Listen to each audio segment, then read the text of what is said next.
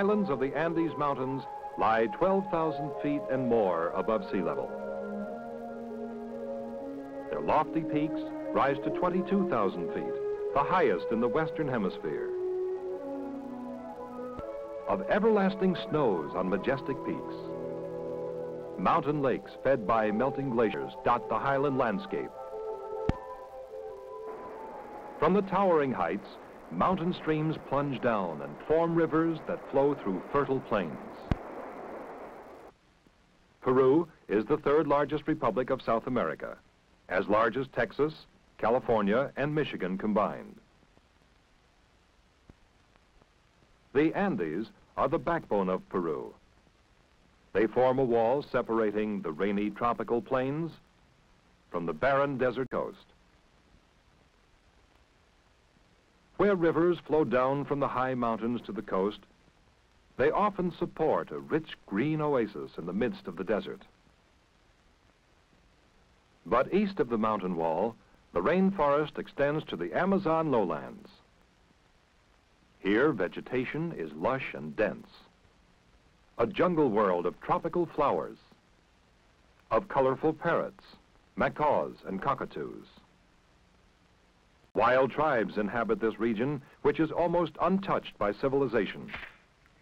These aborigines live in small family groups in the rainforests of the Amazon and have little or no connection with the people of the highlands. Before the coming of the Spaniards in 1532, the vast empire of the Incas existed in these highlands. It extended over the Andean ranges, including the greater part of the present-day republics of Ecuador, Peru, Bolivia, and Chile.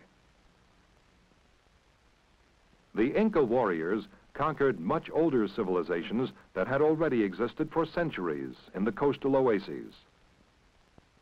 Only traces remain of their great cities built of adobe. The work of their potters, sculptors, and goldsmiths shows that they had a highly developed culture.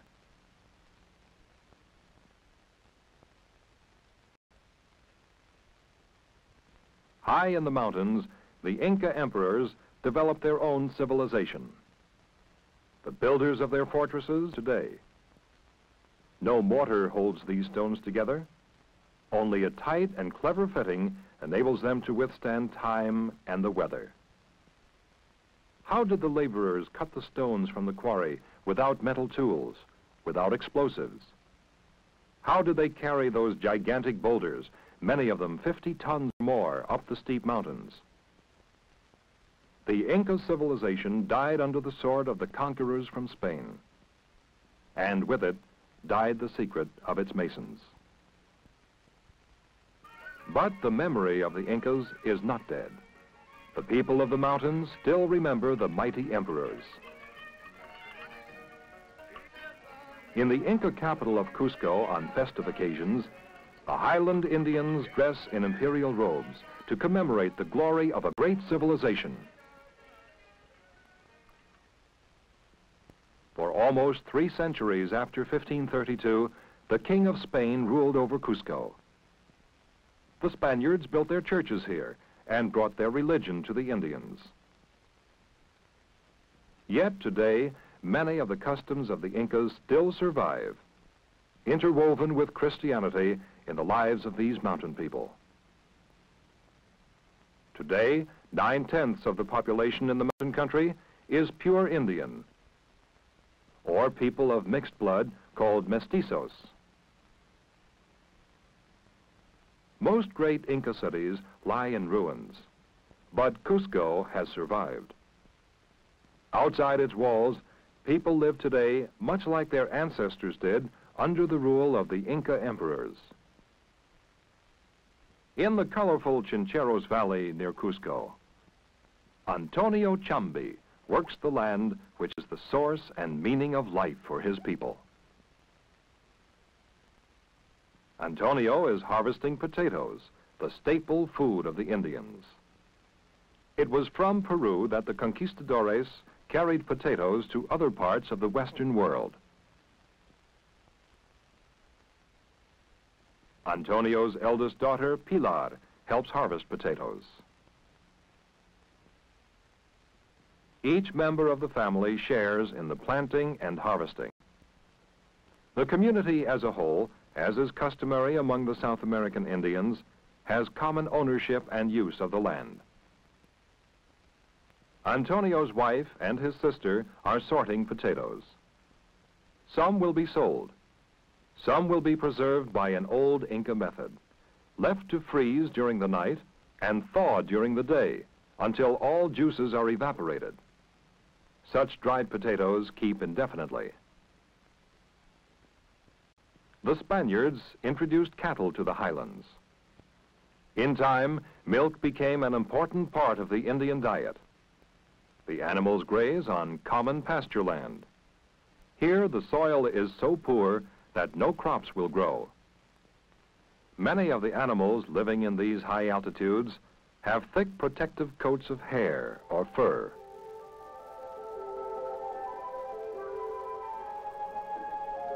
Llamas belong to the camel family. They provide hair that can be woven into warm cloth. They also serve the Indians as beasts of burden. Alpaca sheep and wild vicuñas are prized for their fine wool. Every day, the village sheep are herded to the pasture by the lake.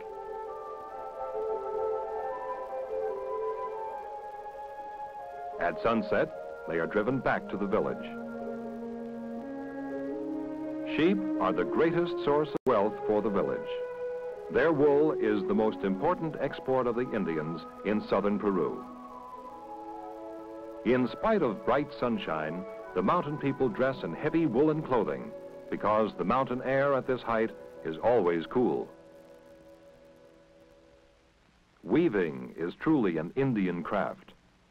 Indians invented methods of weaving before the arrival of the Spaniard.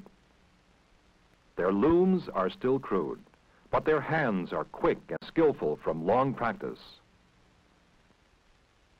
Each village takes pride in its original designs and patterns. These change little through the years. The Chumby House is large enough for both the younger and the older members of the family. Ordinarily, the grandparents eat with their children. On sunny days, meals are eaten out of doors. Food consists mainly of boiled potatoes and some cheese.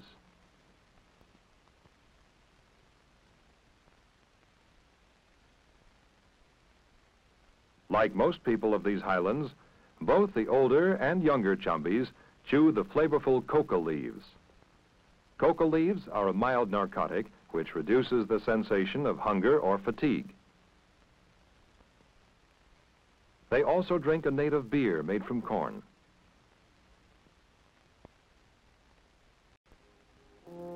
In this secluded world of the mountains, changes come slowly. But changes are beginning to take place. 2 of the Chumby children go to school in Chincheros. The law states that children must attend school. But many parents need the labor of their children at home and do not permit them to attend. It is a long walk along the wall which Inca soldiers built long ago. It's easy to see some North American influences in the games played during the recreation period.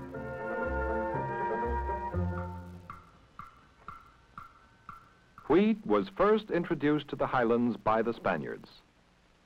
They developed a hardy kind of wheat that grows on the sunny slopes. This special strain will ripen in altitudes up to 12,000 feet above sea level. The wheat is dried in the sun. Then it is threshed in this time-honored fashion.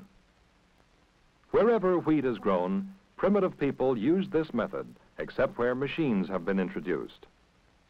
The oxen shake the grain loose.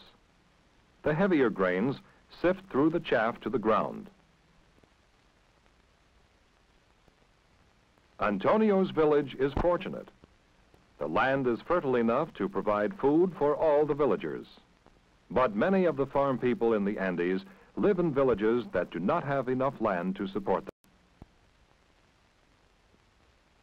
work on large estates called haciendas, where they either labor for a share in the harvest or for the privilege of planting and pasturing some land for themselves.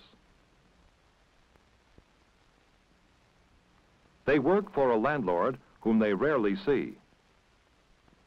The Indians toil long hours at whatever tasks the overseer may assign to them, whether it is work in the fields, driving the master's burros from the field to the remote hacienda, or even carrying loads on their own backs.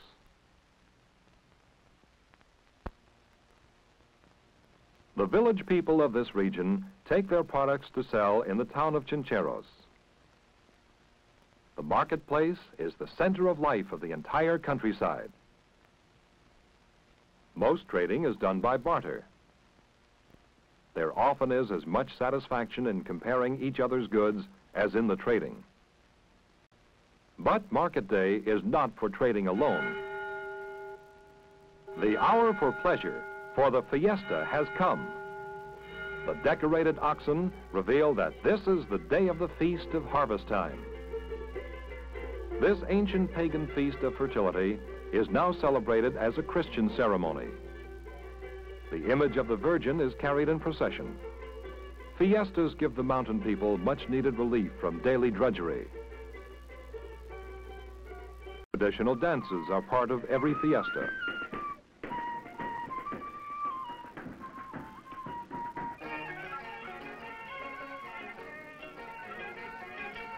Often these celebrations make sly mockery of historical events. In dances and with masks, they commemorate the Inca Empire of centuries ago. They recall the coming of the Spanish conquerors. They recall, too, the winning of independence from the Spaniards more than 100 years ago. And they express their hope that the glory of olden times may again return to the Highlands. Whenever mothers meet, there is talk about the young men who have left the village to work in the mines. The mines are the new hope of the people of the Andes. The Indians of Peru are learning new skills. They are drilling into the mountain instead of scratching on the surface. They are extracting the mineral wealth of the Andes: zinc, copper, lead, silver, vanadium, and bismuth. As a result of their developing economic strength, the Indians are gaining a voice in running their country. Labor unions have come into being, along with political movements. The landless Indian has new hope. For although 62% of all employed people are still engaged in agriculture, more and more of the nation's revenue is coming from the mines. Some of the mining camps are located over 15,000 feet above sea level. From these heights, minerals are transported to the coast over the highest standard gauge railroad in the world. The train climbs 3 miles above sea level and then down to the capital city of Lima and on to the port of Callao for export. Lima, the city of kings, is the heart of Peru. During Spanish colonial times, Lima was foremost among South American cities. Its magnificent mansions, carved wooden balconies, and grilled windows rivaled its Baroque churches in beauty. Today, the past and the present are meeting in this city of kings. The hands of the tenant farmers and of the mine workers create the wealth of the country. This wealth is reflected in Lima, which is politically, culturally, and commercially the most important city in Peru. From here, the nation of 10 million is governed. From its banks and office buildings, Peru's financial and commercial life is controlled. It is through Lima that Peru looks to the outside world. And it is from here that the will and effort to create a better tomorrow is spreading across the ancient region that once was the empire of the Incas.